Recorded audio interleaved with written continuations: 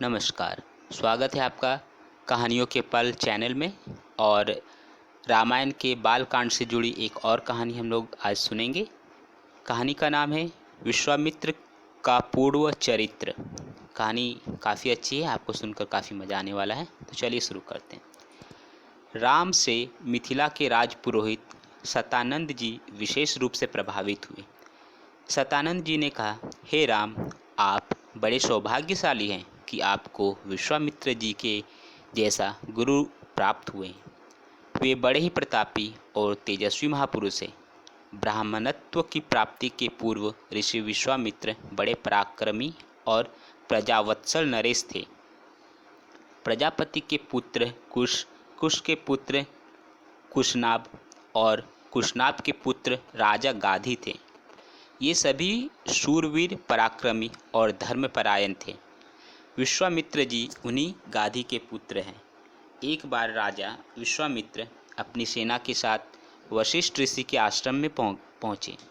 चूँकि उस समय वशिष्ठ जी ईश्वर भक्ति में लीन होकर यज्ञ कर रहे थे, विश्वामित्र जी उन्हें प्रणाम करके वहीं बैठ गए।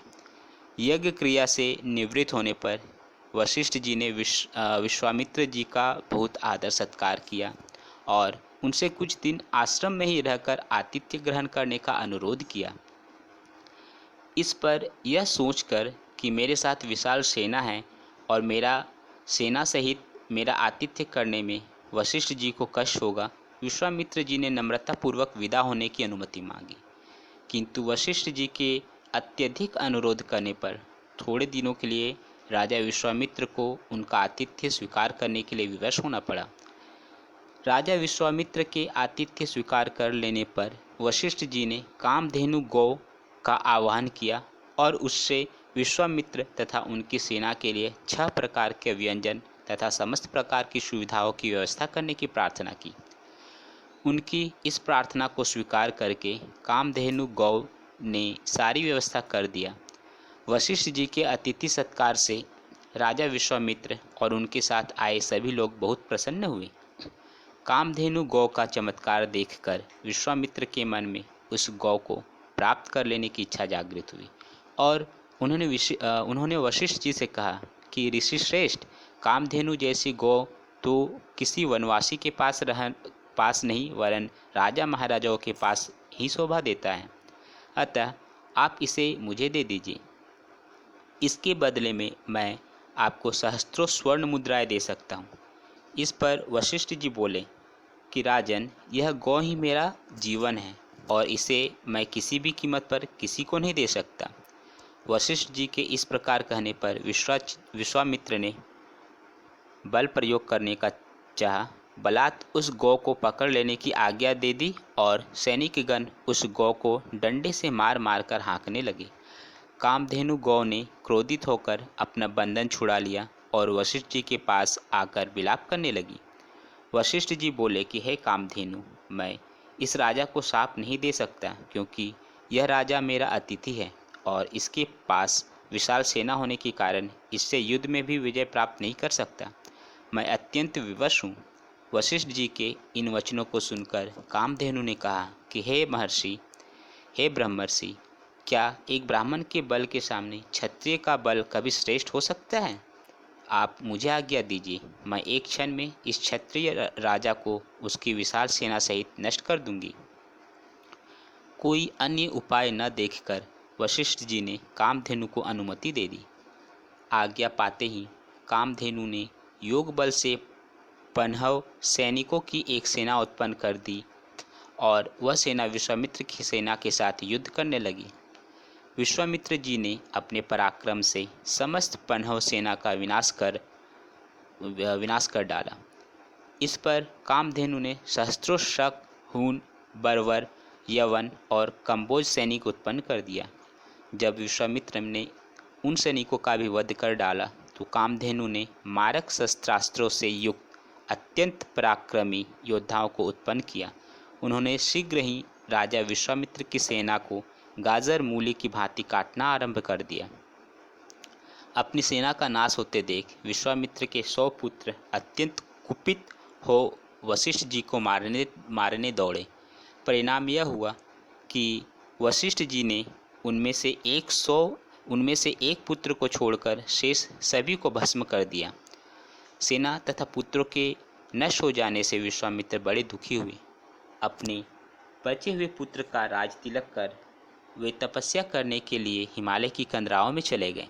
वहाँ पर उन्होंने कठोर तपस्या की और महादेव जी को प्रसन्न कर लिया। महादेव जी को प्रसन्न पाकर विश्वामित्र ने उनसे समस्त दिव्य शक्तियों के साथ संपूर्ण धनुर्विद्या के ज्ञान का वरदान प्राप्त कर लिया।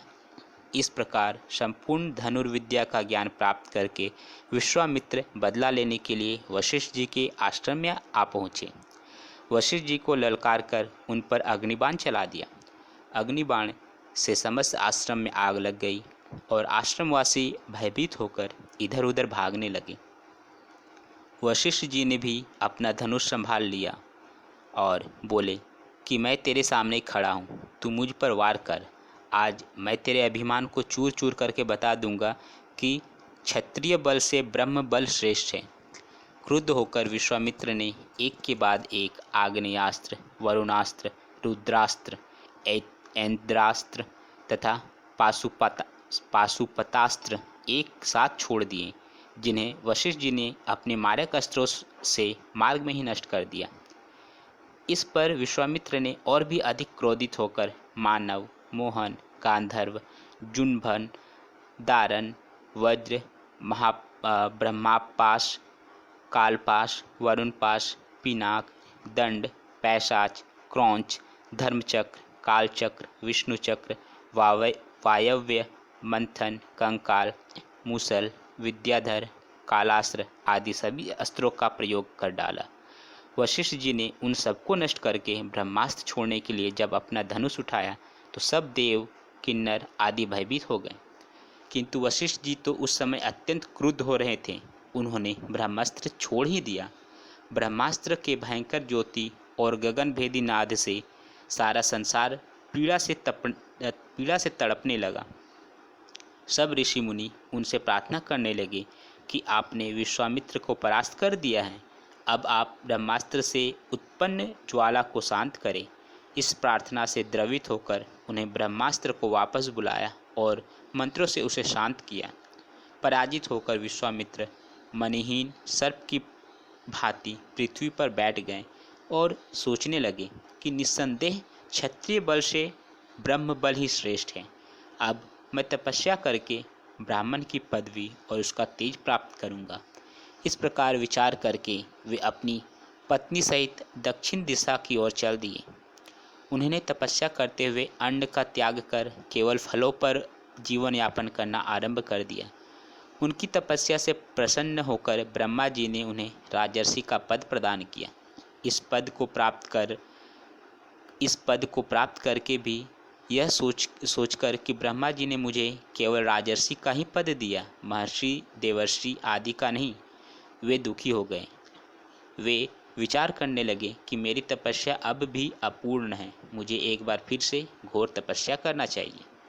यह कहानी यहीं समाप्त हुई। इसके बाद की कहानी हम लोग सुनेंगे त्रिशंकु की स्वर्ग यात्रा। धन्यवाद।